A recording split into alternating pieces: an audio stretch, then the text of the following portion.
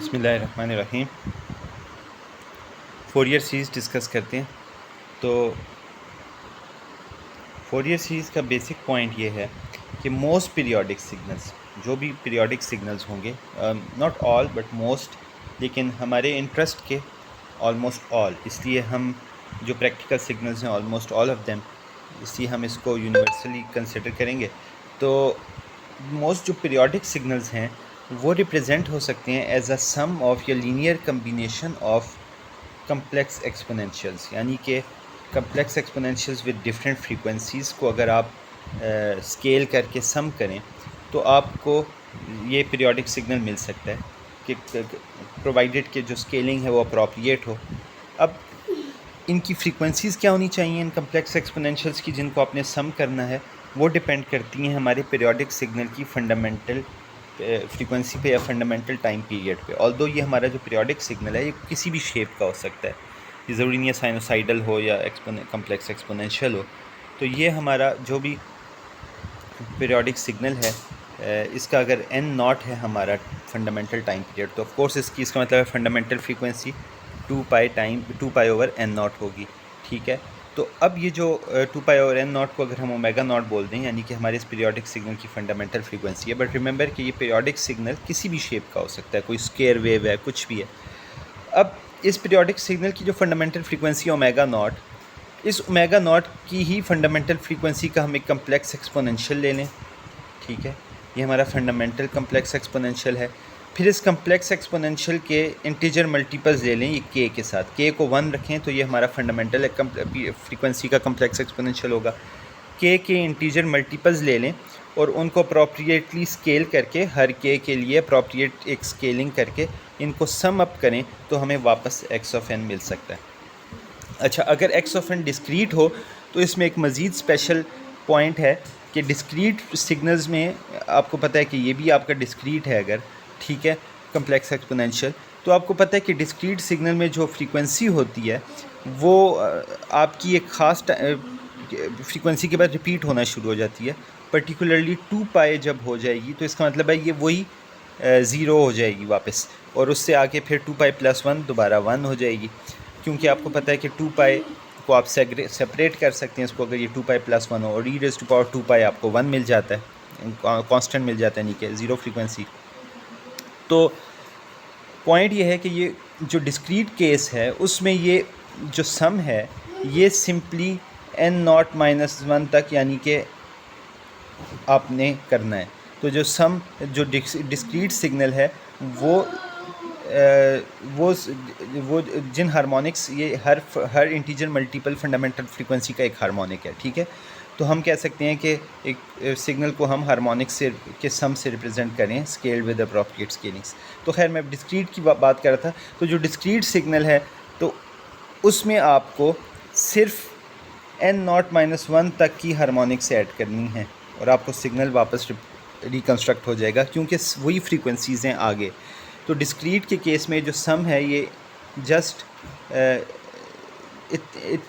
n not integer multiples का होगा, क्योंकि 0 से k को हम 0 से स्टार्ट करेंगे तो n नॉट माइनस 1 तक जाएगा। यानी कि ये जो k है डिस्क्रीट सिग्नल का, ये आपका जो k है डिस्क्रीट सिग्नल का, ये आपका 0 से n नॉट माइनस 1 तक चल रहा है, प्रोवाइडेड n नॉट हमारे इस डिस्क्रीट सिग्नल का फंडामेंटल टाइम पीरियड है।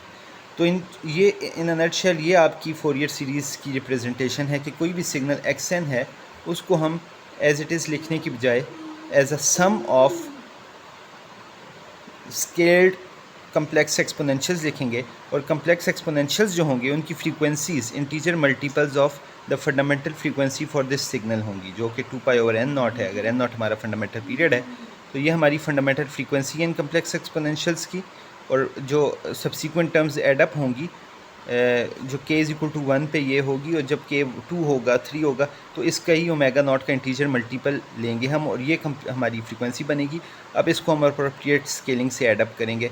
अब हर जो इंटीजर मल्टीपल है, अब इसको मैं बोल रहा हूँ हार्मोनिक, ठीक है, तो हर हार्मोनिक का अपना स्केलिंग फैक्टर होगा, और अगर ये स्केलिंग फैक्टर्स अप्रोप्रिएट होंगे तो हमें सिग्नल वापस रिकन्स्ट्रक्ट हो जाएगा।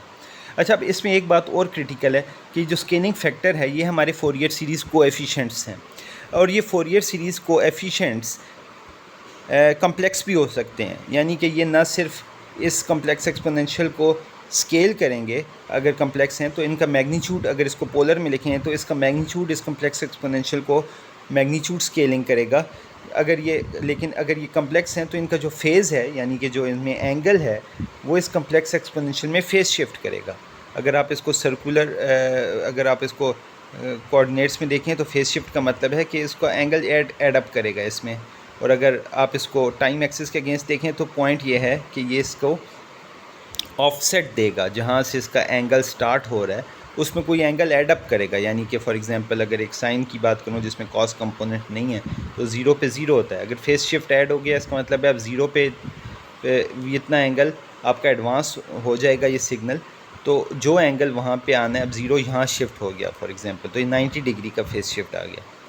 अच्छा, तो ये तो खैर बेसिक बातें कम्प्लेक्स एक्सपोनेंशियल की हमने डिस्कशन में पहले की हुई हैं, वो वीडियो आप रेफ़र कर लें कम्प्लेक्स नंबर्स और कम्प्लेक्स एक्सपोनेंशियल्स की। एनीवेज़, अभी हमारा पॉइंट ये है कि हमने मल्टीपल कम्प्लेक्स एक्सपोनेंशियल्स की लीनियर कम्बिनेशन से अपने सिग्नल को रिप्रेजेंट कर दिया। अगर ये सिग्नल पीरियोडिक था, और अगर ये पीरियोडिक था with a fundamental period N naught, तो 2 पाई ओवर एन नॉट हमारी फंडामेंटल फ्रीक्वेंसी थी, इसकी सेम फ्रीक्वेंसी फंडामेंटल होनी चाहिए कम्प्लेक्स एक्सपोनेंशियल्स की, और सब्सिक्वेंट टर्म्स इसके इंटीजर मल्टीपल होने चाहिए।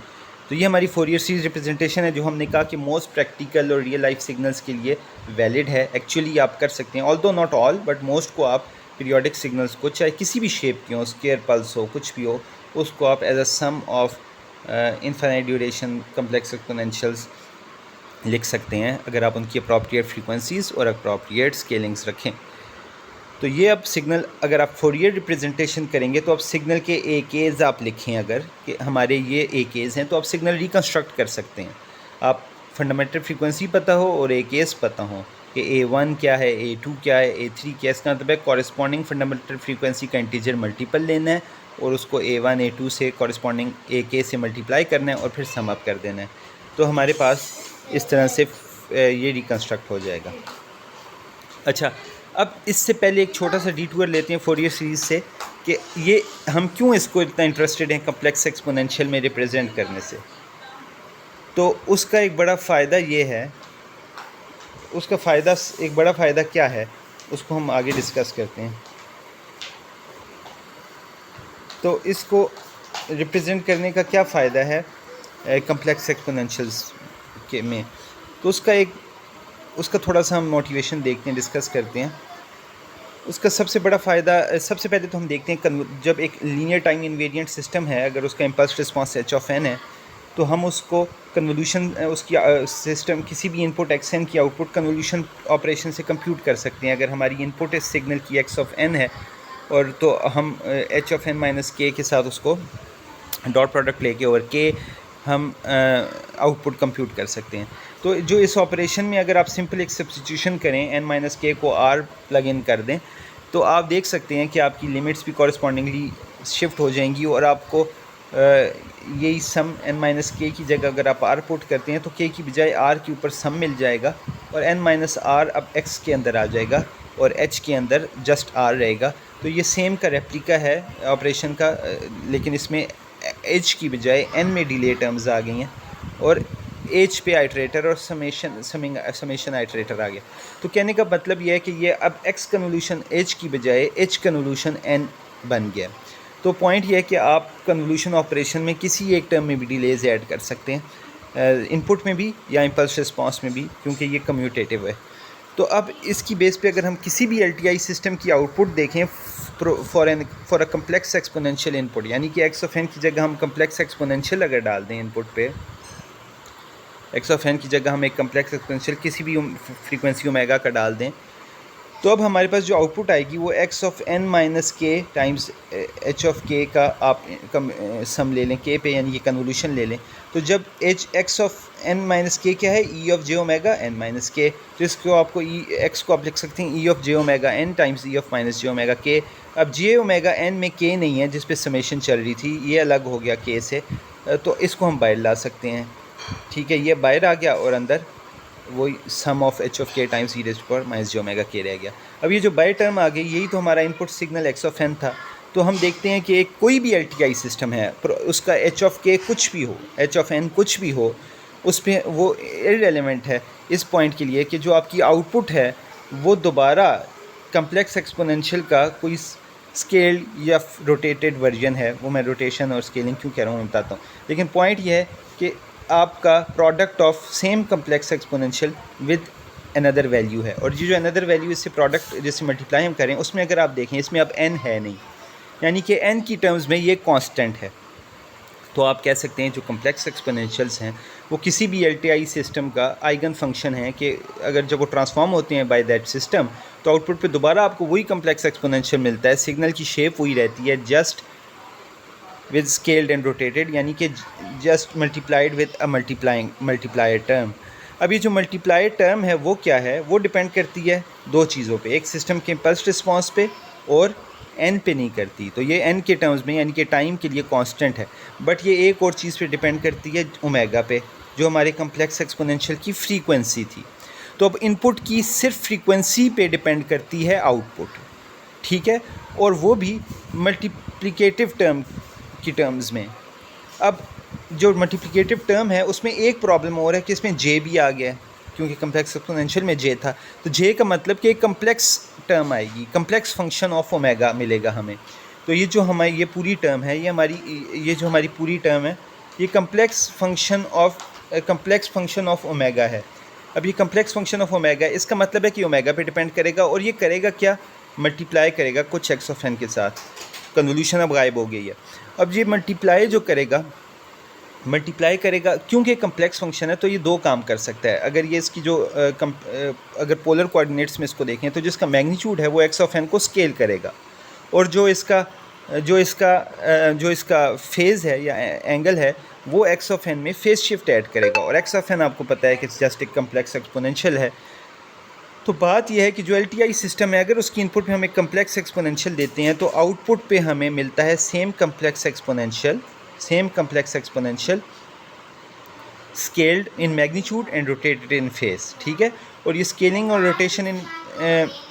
इन मैग्नीट्यूड रोटेशन इन फेस कौन सी टर्म कर रही है, H of E raise to power J omega, जो कि ये टर्म है basically sum of H of के times E raise to power minus J omega के।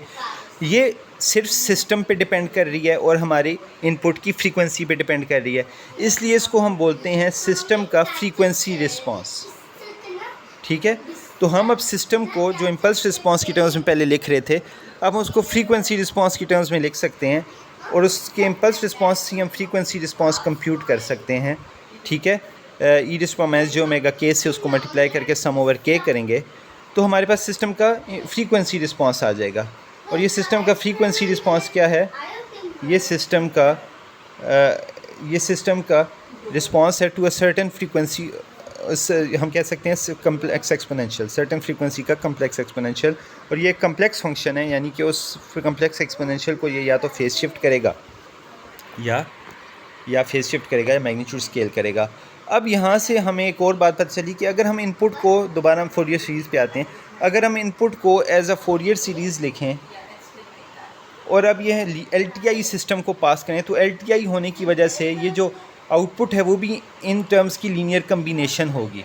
आउटपुट भी लीनियर, इनपुट अगर linear combination of these terms हैं तो आउटपुट भी सर्टेन टर्म्स की लीनियर कम्बिनेशन होगी, जिसमें यही स्केलिंग फैक्टर होगा और यही समेशंस होंगी।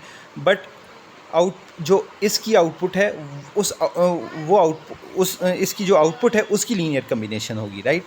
अगर ये एल सिस्टम से हम इसको पास करें, तो एल सिस्टम से अगर हम इसको पास करें तो हमारे पास आउटपुट पे क्या आएगा, इसकी जो आउटपुट है उसकी linear combination with the scalings and over these K terms.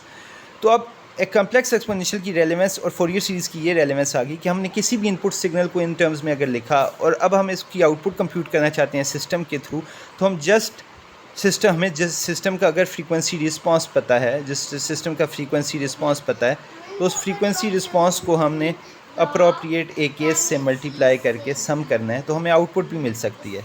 यानी कि इसकी आउटपुट होगी ए केस multiply by H of E J omega, ठीक है। अब ई जे ओमेगा जो होगा, इसमें ओमेगाज हर टाइम चेंज होते रहेंगे क्योंकि के ओमेगा नॉट है, और सम ओवर सम ओवर के हम कर सकते हैं। तो इस तरह हम आउटपुट कंप्यूट कर सकते हैं। इसमें हमें प्रोडक्ट की कन्वोल्यूशन की ज़रूरत नहीं है। तो इसको मज़ीद आगे देखते हैं कुछ एग्जांपल्स के साथ। और मेरे ख़्याल में हम इंट्रोडक्शन की वीडियोस को यहीं इंट्रोडक्शन वीडियो क्लोज़ रखते हैं और आगे मैं एक और वीडियो करता हूँ डिटेल्ड एग्जांपल्स के लिए।